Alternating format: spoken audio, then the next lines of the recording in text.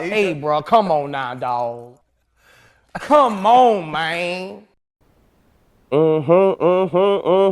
Ladies and gentlemen, welcome to yet another episode of Come On With The Games podcast, your official home for hip hop entertainment, local and world news. You heard me? Yeah. And once again, this episode is sponsored by the TSC collection. Again, that's the Smoke Chamber collection of smoke. You heard me? And that's who provided me with a lovely apparel. You heard me? We got smoke snapbacks, you know what I'm saying? All kind of colors, different flavors like Baskin Robbins. Yeah. And also, we got all kind of smoke teas, you heard me? More flavors than Skittles. Come taste the rainbow. And please follow them on Instagram at the TSC Collection of Smoke. You heard me? And if you want to place your order, you can place your order by hitting them in a DM or just simply dialing 866 Smoke On. Again, I say that's 866 Smoke On to place your order. And please follow us, man, at See With The Games underscore podcast on Instagram as well. You heard me? Now, ladies and gentlemen, let's go ahead on and dive into it. You heard me? Finesse two times. Yeah, we bringing him back. We bringing him back. I feel like I'm mentioning his name a lot, man. I don't know, man. Either he's doing a lot.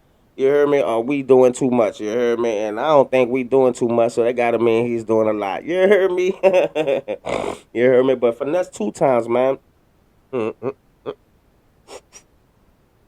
Okay. He was recently on $1 million worth of game podcast. You heard me with Gilly and Wallow, and among among damn, excuse me, among many of the things that he discussed, you know what I'm saying, on the podcast, um, which was a plethora of things, man. He discussed, you know what I'm saying, getting into it with Moneybag Yo and where they drama stems from, you know what I'm saying. He discussed, you know what I'm saying, how him and Suge, you feel me, got together. You heard me, which is cool. You heard me, 'cause I love to see black love. Hell, I love to see love anyway. I love love. You understand me? And I love to smoke. But anyway, yeah, man. So it was a dope episode and it was a dope podcast. But one of the things that really stuck out amongst all the other things to me was his alter egos. That's right. Finesse Two Time was discussing his alter egos. You heard me? And I think it's safe to say that, many of us have, alter egos. You heard me? Or should I say, the us that we once were. You know what I'm saying? Because I'm not the me that I once was. You know what I'm saying? Um, a lot of my friends, they actually have to relearn me. You know what I'm saying? And they have to allow me to reintroduce myself. You know what I'm saying? My name is Hustler, but it's not the same Hustler you knew. But back to Finesse Two Times. He said he has alter egos, ladies and gentlemen. And his alter egos is Lil Ricky. You heard me? Finesse 250 and Finesse Two Times. Now, Finesse Two Times, that's the rapper that we getting. That's the rapper that we got. You understand? That's who we know Finesse to be at all times, you know what I'm saying? Or at least that's who we knew him to be at all times, you know what I'm saying? But he said, now that he done got into this world of streaming, he brings Lil Ricky, his other personality or alter ego, for lack of better words. He brings Lil Ricky to the forefront to handle that business, you know what I'm saying? And Lil Ricky is the one that got him locked up in the feds. Lil Ricky is the one, you know what I'm saying, that got him, scooping niggas up, you know what I'm saying, out the gutter and trying to bring them up to the upper echelons. Lil Ricky is the one that flash. You heard me? It's the one that flash. And then he got Finesse 250. Finesse 250 just a laid back, player kind of guy. You heard me? Just be chilling. You know what I'm saying? Ain't slacking in his macking, ain't simping on his pimping. And they call him Finesse 250 because he the one that went got a $250,000 grill from, I don't know if it was Johnny Day. Don't, you know what I mean? I hope I'm not giving him the promotion that he don't deserve, but it was from somebody, and he got him a grill that cost 250. You heard me? So that's finesse 250, old player Mac ass nigga. You heard me? But back to Lil Ricky. Lil Ricky is the one that's been streaming. You know what I'm saying? If you watch any of Finesse two time streams on Twitch, you heard me? Lil Ricky Wild, man. You heard me? And I can see how Lil Ricky might have been the one that got him some motherfucking fed time. You understand? Because, you know what I'm saying? I myself, you know, deal with, old Jason Hawkins sometimes. You understand? See, what you got right here is Hustler, or Jada Hustler, you know what I'm saying? Finding himself to be, what I mean, a host and a podcaster, a journalist, a media outlet of some sort, you know. But old Jason Hawkins, you know what I'm saying? Man, that nigga don't give a fuck. He never gave a fuck. He never will give a fuck. And if there's a future where fucks are just given out freely, he will not take one because he just don't give a fuck. You know what I'm saying? And then you got Jada Hustler, who is an entertainer, a rapper, a musician, a vocal producer, and you know what I'm saying, he only shows up when a job needs to be done. However, Jason Hawkins peeks his motherfucking head out like Lil Ricky every once in a while, even though I tell him, back the fuck up, go the fuck away. He don't listen. He tells me to shut the fuck up and he takes completely over. You understand? And that's when that New Orleans come out of nigga, you heard me? You be like, what old bitch ass nigga? What you said? What you said? You what? Nigga, what? Huh? Huh? Nigga. Huh? Nigga. You hear me? That's, what I mean, basically, you know what I'm saying? That's how that's how Jason Hawkins get down. And dude, I can't really use dude no more. Now don't get it twisted. You know what I'm saying? Jason Hawkins, like Lil Ricky for finesse two times, was once necessary, and that's what I want to talk about. I want to talk about the version of us that was once necessary to survive. You heard me? Once necessary to thrive or necessary to protect and to let people know that we're not to be played with, nor are we trying to play with them. Pause. You heard me? Sometimes, man, sometimes that part of you, it has to die. Mm-hmm. Yeah, because, the tactics, the strategies, and the ways of that version of you, they no longer they no longer serve the version of you that you're trying to become now. You know what I'm saying? That protection, that alter ego, that personality that once shielded you from the harsh realities of life, the ways that it went about doing it are no longer acceptable in the society of your life as of now. You have to die to your old self and be born to your new self. As the Bible says in the good scriptures, you have to renew your mind. Every day is another day where you have to wake up and renew your mind and transform yourself, because so is a man thinketh, a man is. You know what I'm saying? So I myself, man, I struggle with that, putting Jason Hawkins away, you know what I'm saying? Because Jason Hawkins talk out of turn. You know what I'm saying? Jason Hawkins is so intelligent that he inadvertently makes other people feel dumb, but he is unapologetic about it. You know what I'm saying? He will not let you dim his light in order for you to shine brighter, even though sometimes he should.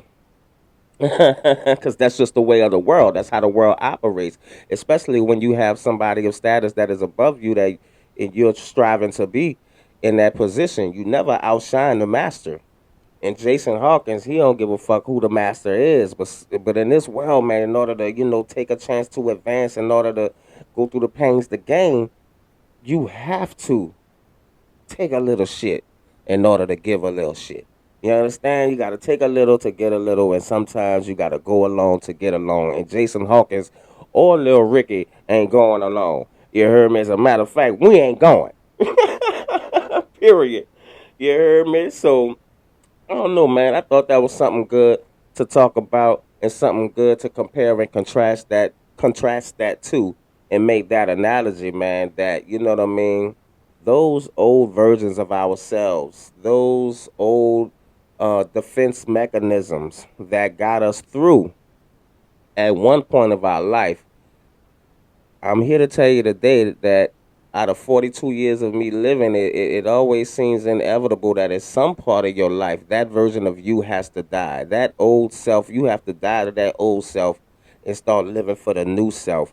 Those old strategies, tactics, and defense mechanisms are more detrimental to your health and your future than it is complementary and imperative for you to move forward. You know what I'm saying? As a matter of fact, it is the total opposite. It is imperative for you to dial that version of yourself back. You heard me? In order for the person that you want to be to shine. And that's what I'm afraid is happening with Finesse two times. However, Lil Ricky is good for content. You heard me? Yeah, Lil Ricky is good for content, and that's good for money. You heard me? And we know Finesse two times is all about the money. So I hope he finds that happy balance, you know what I'm saying, between Lil Ricky, Finesse two times, and 250, Finesse 250, because Lord knows I'm trying to find my balance between Jason Hawkins, Jada Hustler, and Hustler. You heard me? Or should I say Hustler? Yeah. Oh, everywhere I see. Everywhere I see. You heard me? Moving on. Ladies and gentlemen, Juvenile and Manny Fresh. They had their own, excuse me, they have their own podcast and it's called Still 400 Degrees. And I'm here for it, man. I love it. I like it and I love it. I think it is a much needed platform because we know anything Manny Fresh is involved in, it ain't gonna be no negativity. It's gonna be nothing but positivity.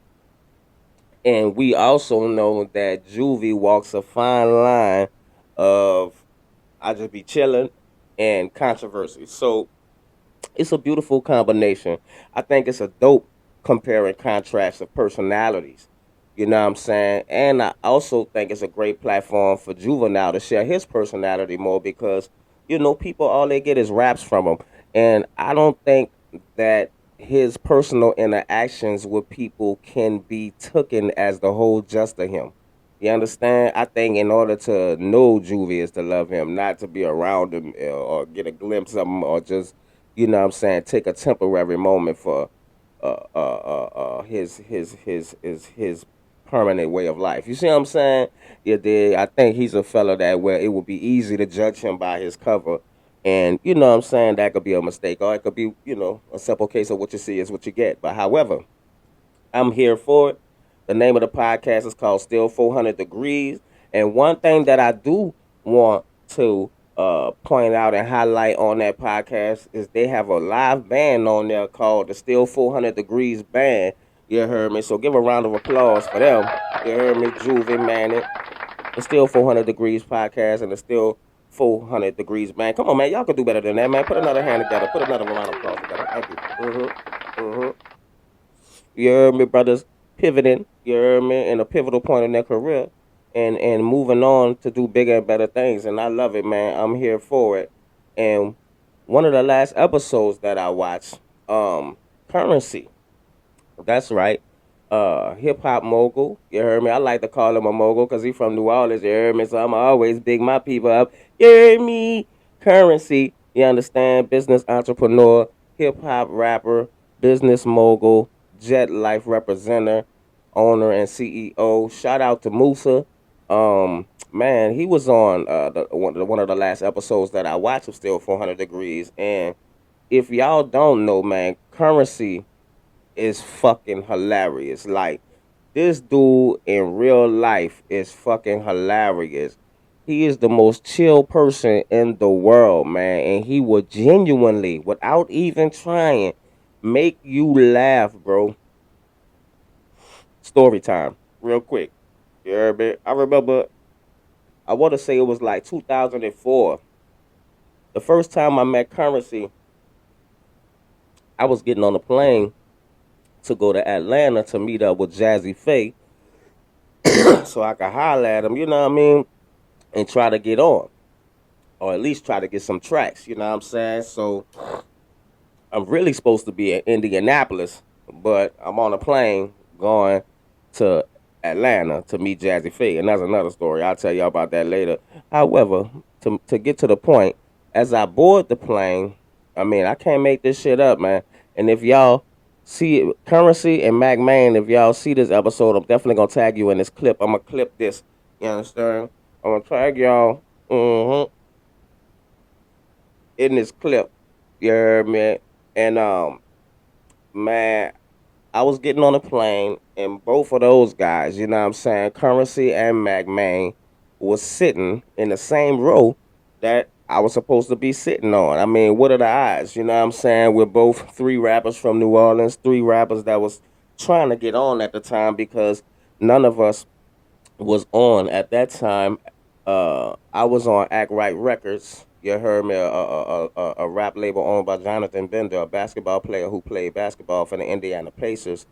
And Mac Main wanted to be on Act Right Records, and we definitely consider him a label mate. However, you know what I mean? He kind of knew in his mind, as far as where he wanted to go, that the business wasn't right for him to stay there. So he was trying his hand with Lil Wayne and Young Money at the time. And that's the reason why him and Currency was on the plane. You heard me? They was on the plane because, you know what I mean, they were going to see Wayne, and they were going to meet it up and chop up with him about getting with him and furthering a label that Wayne was starting at the time called Young Money Records. You heard me? This is all fact, no fiction. I can't make this shit up. So I'm sitting on the aisle seat. Mac Main sitting in the middle seat, which is kind of awkward because, you know, he was always brolic. You heard me? And Currency was sitting on the window seat. Long story short, man, this motherfucker had me laughing the whole goddamn time. I never met Holmes a day in my life, and Holmes was just funny, man. Naturally a vibe, naturally a good dude, and I knew in my heart that anything he did or anything he would have participated or engaged or attempted as an endeavor was gonna win. You know what I'm saying? And I don't think I was wrong, man. He went to, you know what I'm saying, Cash Money. He was with No Limit. He did his thing over there. He was successful, but he decided to make a move. He went to Young Money. He was successful, but he decided to make a move. And with Jet Life, he is not only successful, but he is a movement. You know what I'm saying? Jet Life is a movement. And with that being said, Currency is a fucking hilarious dude, man. Content for your ass, you know what I'm saying? Even without trying, you're gonna laugh watching dude. You know what I'm saying? He's cool as fuck IRL in real life. You hear me? While niggas be faking and flogging, I'm telling you, dude, it just is what it is with dude. So that was a dope podcast, man. I think it was a great episode. I also like, you know what I mean, the fact that they be freestyling over Still 400 Degrees band beat, you heard me, and man, they went in. Juve always go, I ain't gonna lie, Juve be tearing some Juve. You heard me? You be tearing some shit up with the freestyles, bitch. I be seeing, bitch, a guest gotta step their game up coming on that podcast, knowing they gonna have to freestyle with you. You heard me? That's gonna be another thing that's gonna be added to your repertoire. I feel like that's gonna stand out and proceed the legacy that you leave. You hear me? But that's just my opinion. We all know, man, opinions are like assholes. Everybody got one, and 9 times out of 10, they all stink. You hear me? Yes, sir. You said what I said, man. And I'm standing on business. You hear me? And if there was any critique that I would give about the podcast, it would be that sometimes I get a little tired of Juvie over talking to guests. That's it. You heard me? Same thing with Joe and Jada podcast. You heard me? Sometimes, what I'm saying, fucking Fat Joe won't shut the fuck up. However, if you take away that from them, you take away a vital piece of them, and I don't want to take that away. So I'm here for it, man. Not only am I here for Joe and Jada, I'm here for the Still 400 Degrees podcast. Y'all go check that out in the latest episode with Currency, Manny Fresh and Juvenile, and the Still 400 Degree band. Y'all give a round of applause for that too, yeah, because I'm proud of that. That's my city. And more hip hop dudes. Excuse me, more hip hop dudes. Lil Durk, man. Lil Durk has been in isolation for the last, I think, I want to say 4 months. You heard me? He got caught with an Apple Watch, and of course, he can't have that, man. That's considered contraband, or what? With the federal, I mean, with the DOC, the Department of Correction, labels contraband, and you can't have it, man. It's a no. Especially when you're somebody of Dirk's stature, who could put plays together, and who they already think is a puppet master pulling strings behind the scene. And why would they think different? I mean, he calls himself the voice, you know what I'm saying? And all he raps about is a lot of murder, murder, murder, kill, kill, kill. Not to say that that's what he is. I'm just saying, hey, what you see is what you get sometimes. And what we got here is a person that's already in trouble, man, and he seems to just manage to put himself in more and more trouble. Now, ladies and gentlemen, I know I just breezed by that and casually just, you know what I'm saying, went on through that like it was nothing. But let me tell you something. To be in isolation for 1 month is crazy. You heard me? To be in isolation for 2 months is insane. To be in isolation for 3 months can drive you insane. And to be in isolation for 4 months, you have to be a strong motherfucker. Now, I want y'all to take a good look at me right now because you looking at one strong motherfucker. I did isolation inadvertently. I ain't gonna sit here and be like, "Oh, I was hard, nigga. I did 4 years." No, I ain't do nothing to get it. I got lost in translation. They ain't know where they wanted to ship my ass. At least that's what I was thinking because I'm in a cell for 23 hours a day. You might as well say fucking 24 because they let you out to take a shower and you know what I mean, kind of stretching your limbs and shit. You heard me, but man, that's really, it's really 45 minutes. You heard me? It's really 35 minutes. You heard me? Because they got a whole zoo of niggas that they got to get back in a cell, and they ain't even trying to play with us. Pause like that. You heard me? They just trying to get us to do what we got to fucking do and get us back in there. So that hour that we supposed to be out usually wind up being about 35, 45, 35, 45 minutes. You understand me? And man, it could drive a grown man. It could drive a sane man insane. You know what I'm saying? It could drive a madman even crazier. And until he becomes animalistic. And what else would you be when you're locked up in a cage? You know what I'm saying? You got people coming through looking at you as if they were customers at a zoo and you were the animal that is entrapped and enslaved in the cage. You heard me? It is no different. And they even probably feed you the same shit that they feed the animals in the motherfucking cage. You understand me? So, man, that is no easy feat. Um, that is just not easy to do. And if you have no idea what it's like, I'm pretty sure you just saw the clip on Instagram before. People saying if you want to know what it's like to be in isolation, then go in your bathroom and stay in there, eat in there, sleep in there, 3 meals a day, all day, for however many days, and only come out for an hour each of those days. You'll go crazy, ladies and gentlemen. Trust me. I know you probably think you could do it, but you won't have no choice but to do it when you in there. You won't have, you know what I'm saying? That's the kicker about it. Be like, nigga be like, damn, man, I don't know how you did it, bitch. I ain't have a choice. You hear me? They left me no choice. Exactly. No choice. Yeah, no choice records. No choice entertainment. I had no choice. Yeah. So, man, man, prayers go out to him. You know what I'm saying? And I know what you're saying. You know, hey man, he got himself into the situation. You know what I'm saying? A person with all that money shouldn't even be in that situation, and he did it to himself. Fuck him.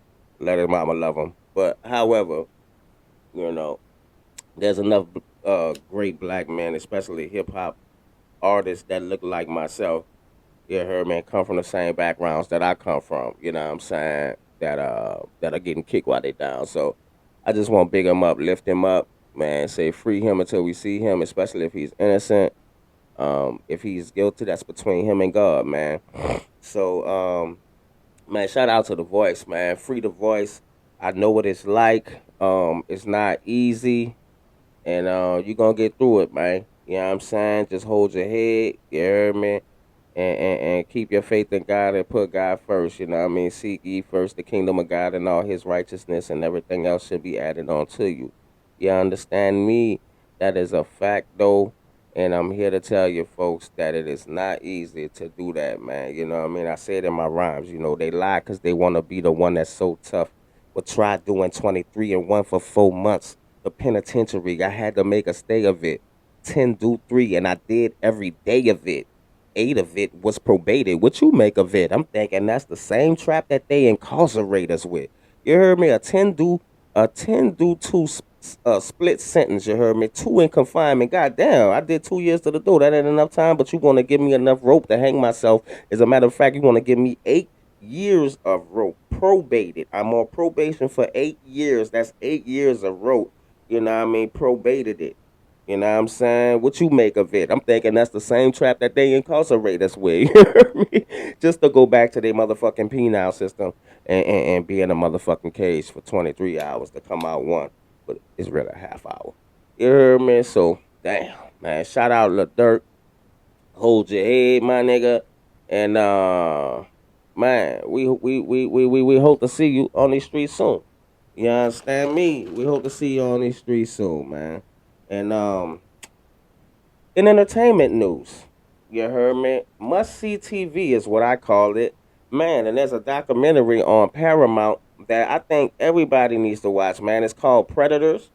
And it's not, no, it's not about aliens. So for those who don't like sci-fi, which I do, so I would probably put you on that too. But it's called Predators, and it's a show just about that, man. It's a show about sexual deviant predators. You heard me? Grown ass men. You know what I'm saying? That like to fuck little girls. You heard me? And I think it's sickening. Therefore, I think it's an amazing show because I like to see them bastards get caught. You know what I'm saying? I like to see them, you know what I'm saying, get trapped in snare and wrapped up in a snare, like they ensnare these little girls and trap them and try to wrap them up and do the unthinkable, the unspeakable, the unfathomable to these little girls. You know what I'm saying? This shit is crazy, man. When you watch this show, you will see guys that actually, excuse me, walk into a police thing. You know what I'm saying? And when they see the girl, you know, sometimes the decoy might not be as young as they present themselves to be because, of course, they're a decoy and they're just helping the police, you know what I'm saying, capture this predator. Um, However, these some of these motherfuckers have the some of these predators have the audacity to see these girls, dog. Look at them and be like, "Hold on, wait a minute. You're not 14. You're not 13." These motherfuckers be disappointed that they not 14 and not 13 or 15 or whatever they thought these little girls to be in order to, you know what I'm saying, do whatever they wanted to do to them. Of course, what nothing gonna be there's no motivation behind it except sexual deviance and predatorial power. I don't even know if that's a word, but I feel like it's right, so I'm gonna say it again. I'm gonna reiterate it. Predatorial power. You know, because that's ultimately what I think this is about. I think it is about the sickness in of a sexual deviant mind and the power of controlling um entity, which would be a form of a woman in a way that otherwise he would not have control. I don't think they can, you know what I'm saying, manage with real women. Either that or something in them just wants them to I don't know, fucking be with a little girl. However, whenever, if ever, and ever, that is not acceptable. You heard me? That is fucking not acceptable. So I like seeing the motherfuckers get caught. You know what I'm saying? I like seeing them get put in a jam. You know what I'm saying? And boxed in, like you know the rodent that they are. You know, I like seeing them not only get trapped, but hey, man, if there was a show that showed them getting killed, whoop de doo, whoop de doo. Uh, Oh well, but check that out. You hear me? Predators. You hear me on Paramount? It's a man must see TV. Y'all fucking check it out. You heard me? And let me know what you think, and definitely put it in the comments. You heard me?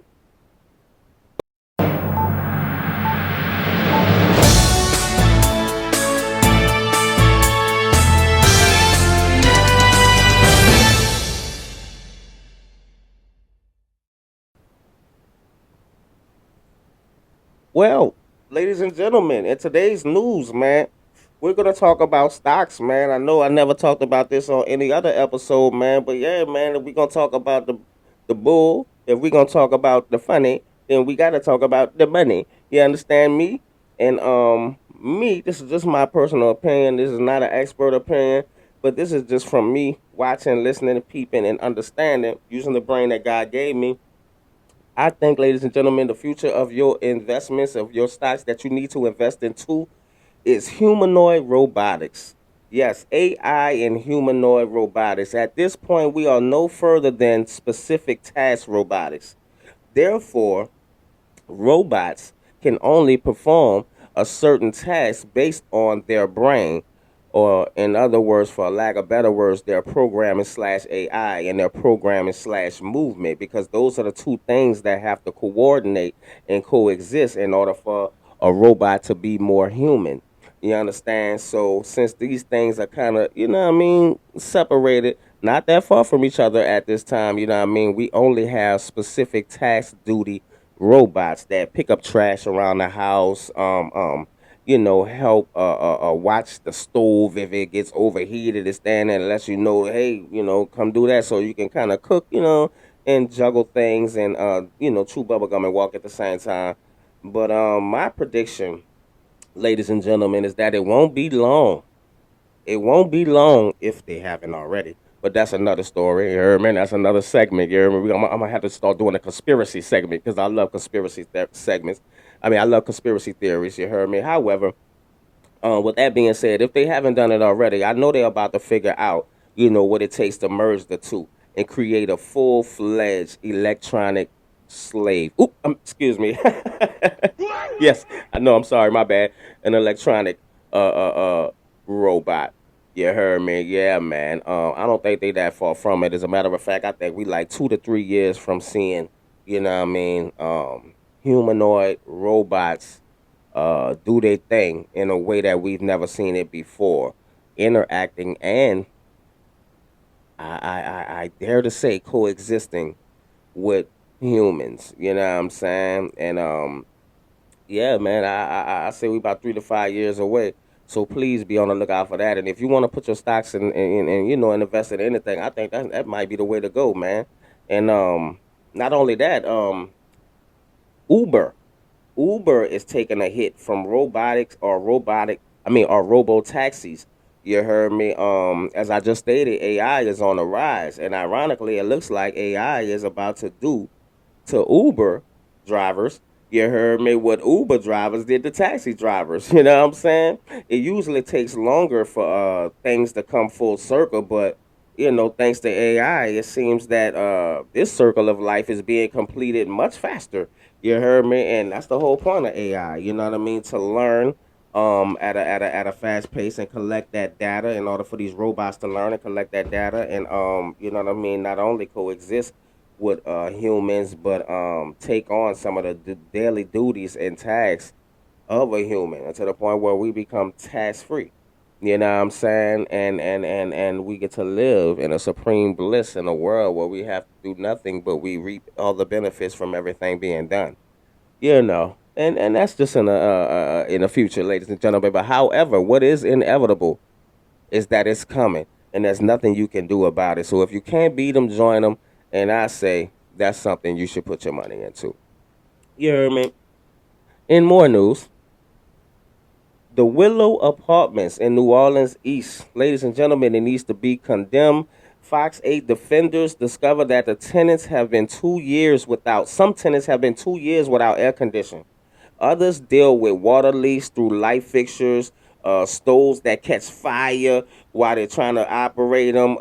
And code enforcement inspectors found over 15 violations in one woman's apartment. That's right, over 15 violations in one woman's apartment. You know what I'm saying? And all this led to federal foreclosure of these apartments. And I gotta say, folks, that uh, that's great. I'm glad they're being condemned. I'm glad that they're being federally foreclosed by the federal government because man, it's ridiculous. You know what I mean? Some of those conditions that these people are living in. You know what? Don't take my word from it. Roll a clip. A local bank has filed for foreclosure against the Willows Apartments in New Orleans East. The property has been the subject of numerous Fox 8 Defenders reports detailing what residents call deplorable living conditions. Now Whitney Bank says the nonprofit that owns the Willows hasn't paid back millions in bond money. Paperwork filed Friday in federal court outlines the more than $11 million Whitney Bank says the owners of the Willows owe. The Finance Authority of New Orleans initially gave $13 million in bonds to Global Ministries Foundation in 2014 to help it buy the property. Court documents say the religious nonprofit from Tennessee, now named Ministry Outreach Foundation, has failed to make basic loan payments. Our reporting over the years detailed the conditions inside the Willows. I'm constantly calling them, emailing them, and everything, and they're not doing anything. They said that they were putting this up temporarily, and they were coming back to fix it, and this has been weeks and a Sunday. Our stories prompted a change to the state constitution, giving lawmakers the ability to force the nonprofit to pay taxes on the Willows and the two other properties it owned. How do you do that to people? And they were clearly aware of all the different things that were wrong. They're just fine with it and just there to collect the money. And so if that's what you're about, you don't get to have any type of benefits from the city of New Orleans. With its apartment complex in Metairie, the Belmont, sold, the nonprofit still owns the Willows and Park Fontaine in Algiers. Now, court documents show Whitney Bank wants the owners to pay back nearly $11 million it says they owe, plus interest. City Councilwoman Helena Moreno told us today the owner of the Willows took millions in housing funds, yet she says they failed to provide their residents with decent, livable conditions and can't even manage to pay their own bills. In the past, the nonprofit CEO, Richard Hamlet, told us it faced struggles with the property during the pandemic and after it was badly damaged from Hurricane. That's what I'm talking about. Yeah, but that's ridiculous, man. Nobody should live like that. Nobody should be in those conditions. Some of those conditions are the conditions of third world countries. And here we are, great old America, great old New Orleans, Louisiana, and that's the conditions that we have our people living in. I think it is despicable. I think it is an atrocity. And not only do those buildings need to be torn down, but something else needs to be put there in this place.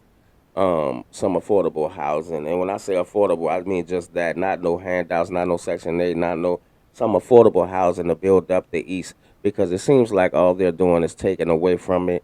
All they're doing is subtracting, and they're not adding anything, nor are they doing any work to build up New Orleans East as it once was. I remember when I was a child, before my parents was killed when I was 11, and I lived in the East, and I told anybody that wasn't from the East that I was from the East, they were like, oh, you a good boy.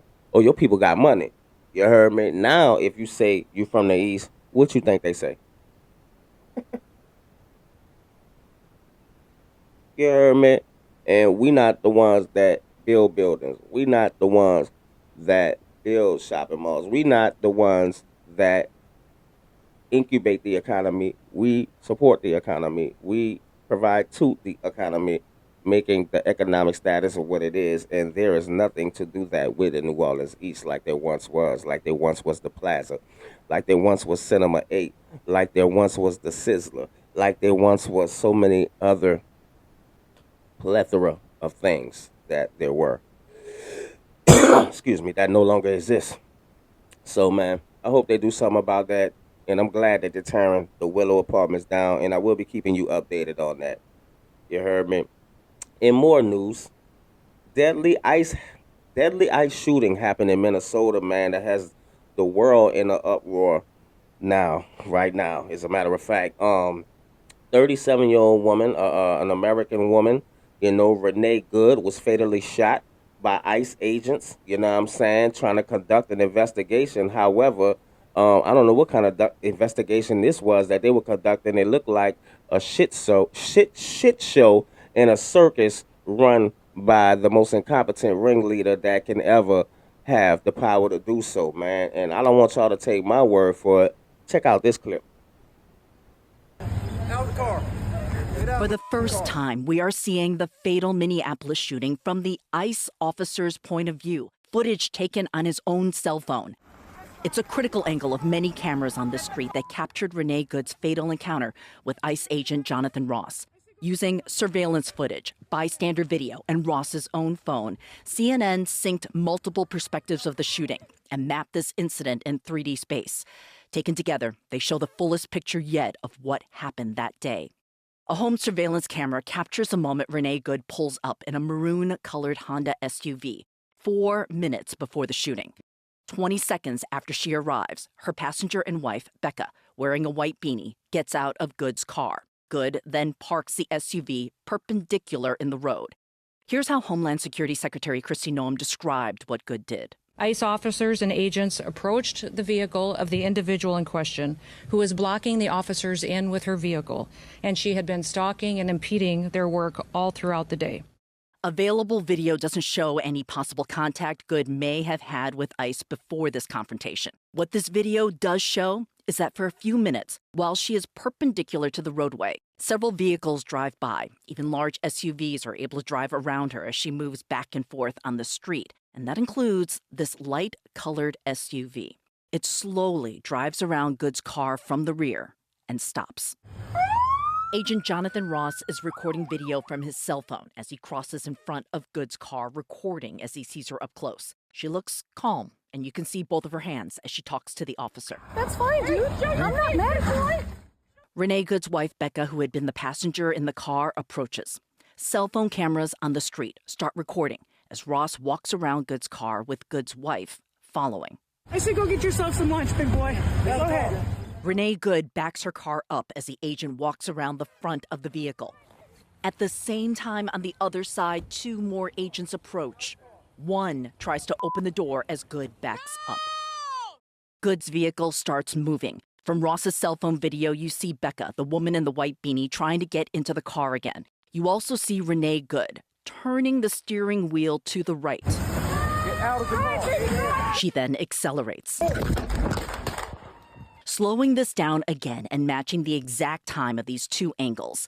This angle appears to show the vehicle moving close to the agent. But in this angle, he does not appear to be in the path of the vehicle when he fired. Shame! Oh my God! What the Seconds later, Becca Good runs to her wife, followed by the agent who fired his weapon.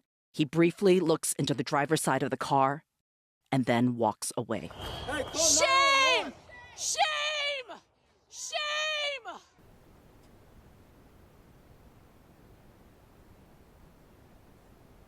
Man, you see that? You see that, bro? Man. That was cold-blooded. Cold-blooded murder. Uncalled for. Unnecessary. The lady wasn't trying to kill y'all. She was just trying to get away from y'all. Who wouldn't when y'all harassing people like that? And in return, she got fatally shot and killed. And not only that, ladies and gentlemen, but our president, yes, Donald Trump, is backing up the ICE agents 100% behind this. He said that they were doing their job. He insinuates that the shooting was justified and acts and justified and it had the nerve to say that the woman was trying to run over the officer. I didn't see that in that video. Y'all let me know what y'all think in the comments. Please don't forget to like, share, and subscribe. And put your POV in the comments and let me know what you think, because this is just my opinion. But I don't think that she was, trying to kill those officers.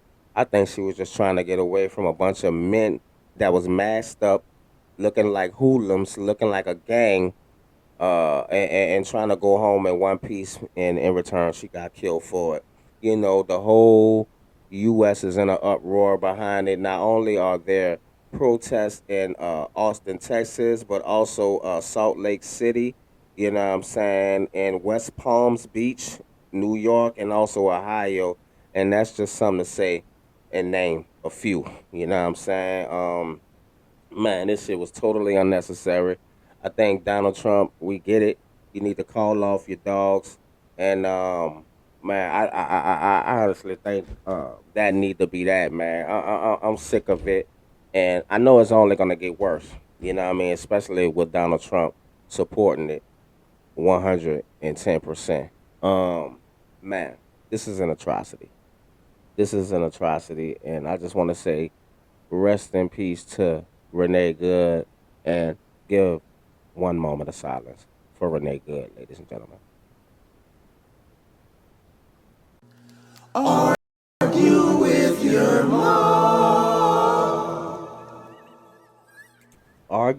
mom. Yes, this is Argue with Your Mom. My favorite segment. Wait, hold on. Let me do that again. Let me get the reverb on that bitch. This is Argue with Your Mom. Yeah. I'm sorry. Oh shit, I almost fired the fucking pause. Pause like a motherfucker. God damn, boy, that would have been some shit. But anyway, this segment is called Argue with Your Mom. And in this segment, basically, all I do is bring up a topic, ladies and gentlemen. Like I say, the color red is so much better than the color blue, and you be like, bitch, argue with your mom. Blue that thing, you heard me? And it's that thing that red can't fuck with. You understand me? So, for this segment, in this episode, Argue with Your Mom, I say, ladies and gentlemen, argue with your mom, but just like I said in last episode's Argue with Your Mom, I'ma say in this episode's Argue with Your Mom, I think it needs to be reiterated. I think it needs to be respoken. I think it needs to be resaid and never redacted. Ladies and gentlemen, I think it is my personal belief that Donald Trump will be brought up on war crimes after his presidency. There is just too much going on. We are damn near at war with Iran. We at war with motherfucking Colombia. We at war with Venezuela. We at war. Oh my God, we're talking about stepping in. If Iran do anything to their peaceful protesters, we talking about stepping out. If these motherfuckers look, the shit is going crazy. You got the shooting in Minnesota, and he's backing them up 100%. So what does that mean for the U.S. citizens that have to defend themselves against this mockery of a justice system, against this injustice that is happening not only in Minnesota, but as the great Dr. Martin Luther King said, an injustice anywhere is an injustice everywhere. You heard me? And I hope I quoted that right. If not, bitch, you go motherfucking read it and drop it in the comments of what it is. But you know what I'm saying. This shit is really literally getting out of hand. And argue with your mom, I think the shit is going to hit the fan when he get out of his presidency, when he finishes his term. And I think they're going to try to sock it to his ass the same way the Democrats try to sock, or Joe Biden, should I say, the Democrats try to sock it to his ass the last time he got out of office, you heard me, and ended his term. That's it, folks. That's all I have for you, man. I hope you enjoyed this episode 8 of Come On With The Games podcast, your official home for hip-hop entertainment, local and world news. And I just want to say I love y'all, thank y'all, and stay tuned. Stay tuned for episode 9 and for interviews that I am about to start conducting as well on Come On With The Games podcast, your official home for hip-hop entertainment, local and world news. You heard me? Now, with that being said, I love you. Peace.